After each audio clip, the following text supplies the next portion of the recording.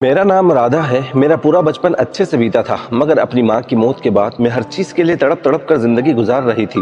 मैंने सोचा कि जब मैं बड़ी हो जाऊंगी और मेरी शादी होगी तो शायद मेरी जिंदगी में खुशियाँ आ जाएगी, लेकिन मेरी ये सोच भी गलत साबित हुई। मैं जब 22 साल की हुई तब मेरे लिए एक बहुत ही अच्छा रिश्ता आया। मेरी बुआ चाहती थी कि मेरी शादी जल्दी से जल्दी हो जाए ताकि मैं इस नर्क जैसे जीवन से बाहर निकल सकूं। लेकिन मेरी सौतेली माँ ने उन्हें मना कर दिया, क्योंकि मेरी सौतेली माँ मेरी शादी अपने भाई के साथ करवाना चाहती थी। उनका भाई कोई काम नहीं करता था, शायद इसलिए वो चाहती थी कि मैं इस नर्क से निकलकर दूसरे नर्क में पहुंच जाऊं, क्योंकि उनको पता था कि मैं कपड़े बहुत अच्छे सिलती हूं, जिससे अच्छी कमाई हो जाती है।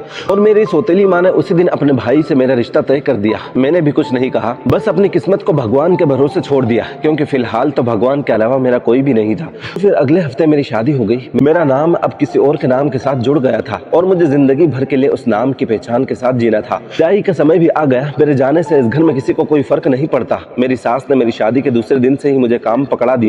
मुझसे घर के सारे काम करवाती और साथ ही मुझे सिलाई करने के लिए भी मजबूर करती थी, क्योंकि मेरी सास ने मुझसे कहा था कि तेरे पति का काम ठीक से नहीं चल रहा है, तो तुम इस घर के चलाने में हमारी मदद करोगी। मेरे आगे पीछे बोलने वाला कोई नहीं था और ना ही कोई ऐसी जगह थी जहां मैं जा सकती थी। मुझे ऐसा लगता था कि मेरी पूरी जिंदगी अब इन दोनों माँ बेटे के जुल्म को सहते सहते ही गुजर जाएगी। अभी तो मैं सोचती थी कि काश कोई ऐसा हल मिल जाता तो मेरा जीवन आसान हो जाता। एक दिन मेरी सहेली नव्या मुझसे मिलने मेरे घर आई थी, लेकिन भगवान का शुक्र है कि उस दिन मेरी सास घर पर नहीं थी।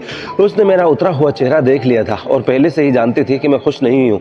मेरे शरीर पर पीटने के निशान साफ दिखाई दे रहे थे, इसलिए मेरे मना करने के बाद भी उससे सारी सच्चाई पता चल गई। फिर मैंने भी उसे सब कुछ सच सच बता दिया। वो कहने लगी कि इस समस्या का कोई तो हल निकालना ही होगा, क्योंकि मैं तुम्हें इस हाल में बिल्कुल भी नहीं छोड़ सकती हूँ। अचानक ही नव्या ने कुछ देर सोचने के बाद मुझसे कहा कि तुम मुझे अपनी सास की एक साड़ी लाकर दो।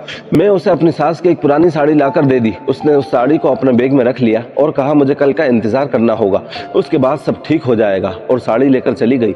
एक दिन बाद वो फिर से मेरे घर आई। उसने झट से मुझे मेरी सास की साड़ी वापस लौटा दी। उसने मुझसे कहा कि अब जब भी तुम्हारी सास तुम्हें मारने के लिए आए तो तुम तुरंत कमरे में जाकर ये साड़ी पहन लेना, फिर देखना तुम्हारी सास तुम्हारे पैरों में गिर जाएगी और तुमसे माफी मांगने लगेगी।